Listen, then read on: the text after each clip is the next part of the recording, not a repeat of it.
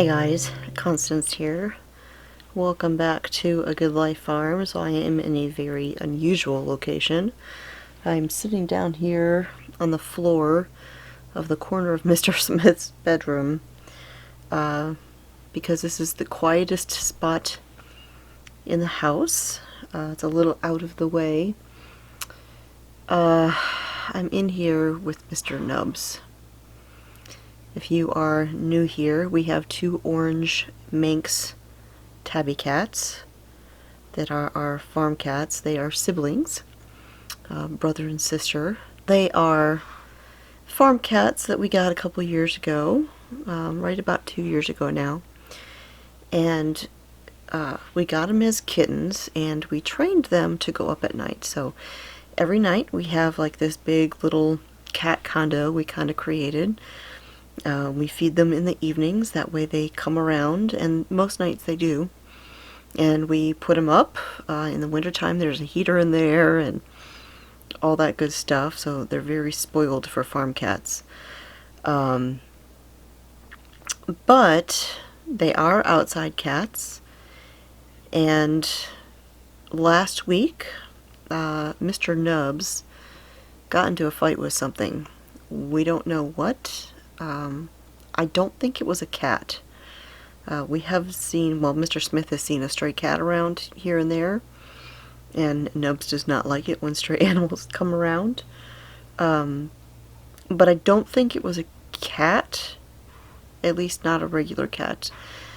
Could be a possibility of a bobcat, I don't know, but I think it was something with bigger teeth than a cat, because he had puncture holes on both of his front legs, on the top of his head, just various spots here and there.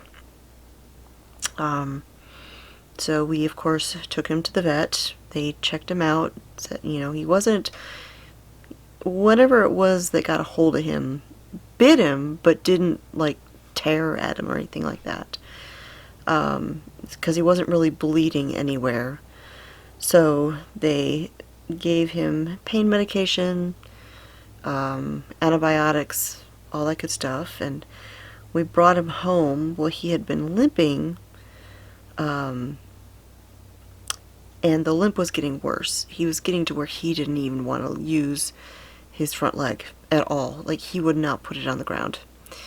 And so this morning I took him back to the vet, and they checked him out, and they're like, okay, they did an x-ray to make sure there wasn't anything going on that they hadn't seen, but and it was good, like his joints were good, the bones, there was nothing like that. However, his upper leg, like the if you imagine it being an arm, it would be like the tricep muscle was extremely swollen. And so they kept him for the day, and they sedated him, and they drained the fluid out of his leg.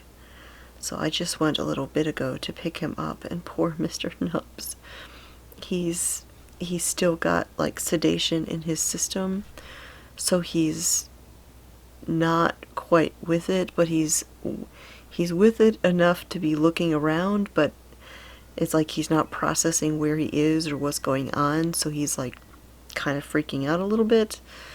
Poor baby. So he's in here in Mr. Smith's room, and he'll be a house cat for a while until he's healed. His leg is sort of in like a temporary cast and all of that. But poor Mr. Nubs. Oh, and he's got another antibiotic now that we are giving him, so he's on a time release antibiotic that he was given as an injection, and then he's got another antibiotic that he's going to be getting. So, poor little dude.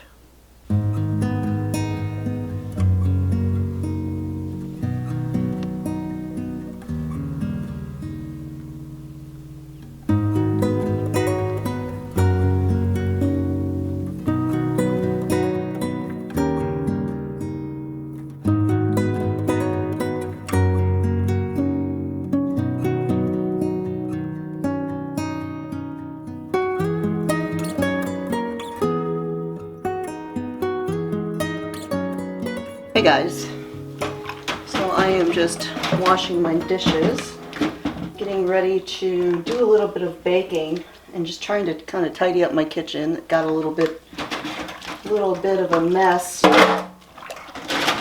just kind of stuff everywhere, and you know, sometimes life happens, and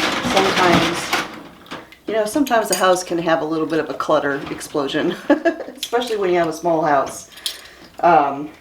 But I do try to at least keep the kitchen fairly tidy so that at least I have a place I can breathe here indoors. So just a little bit of an update on Nubs.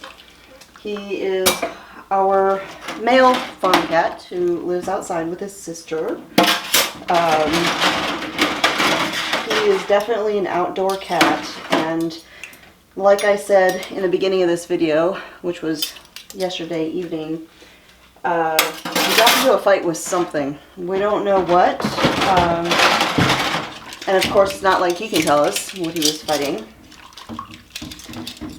but took him to the vet, and he's on 2 different kinds of antibiotics now, and he's got his arm all bandaged up, and it's actually kind of made out of cast material to really support that leg and stay on. Cats are notorious for getting their bandages off. So he's camping out in Mr. Smith's bedroom, and I mean, he's doing okay. I just think he would much rather be outside. So it has been something else with these animals this week. So earlier I had a cup of coffee, and I had set it on the end table by the recliner where I was sitting and catching up with the news and all that stuff.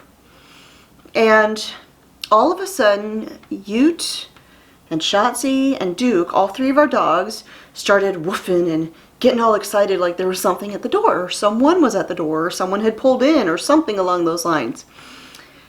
So I got up and I went to look to see, okay, is somebody here? What's going on out here? So I go outside and I look, and there's nobody here. Well, I come back in. Everybody's just like sitting down like nothing had happened, except for Shotzi. Shotzi was now sitting on the recliner licking his chops because he had just helped himself to my coffee. I'm beginning to wonder if that wasn't a little bit of conspiracy that just took place with my 3 dogs. The big ones helped out Mr. Shotzi so he could get to my coffee without me knowing, or so he thought, because there was nothing at the door. Stinkers. Stinkers. And of course it was the last cup in the pot, so if I want more coffee I'm going to have to brew some more. So I will do that shortly. But I'm not going to brew in the hot coffee maker just because I want 1 cup, so I'll just pull out my French press and do a single cup in that rather than brewing in the electric coffee maker.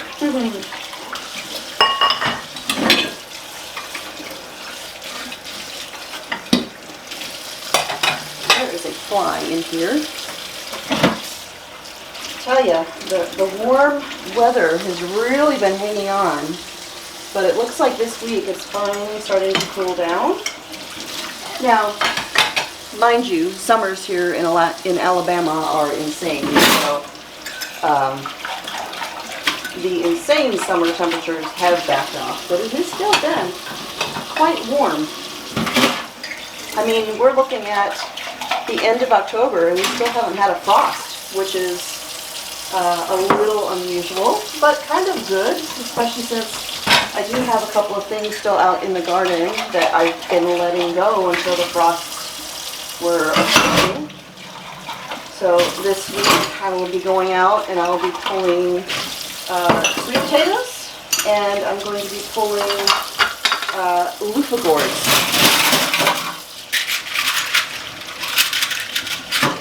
or at least some of the loop gourds. I won't harvest them all off the ground yet. I'll give them a little bit more time, but I'm going to go ahead and get a bunch of them off. So.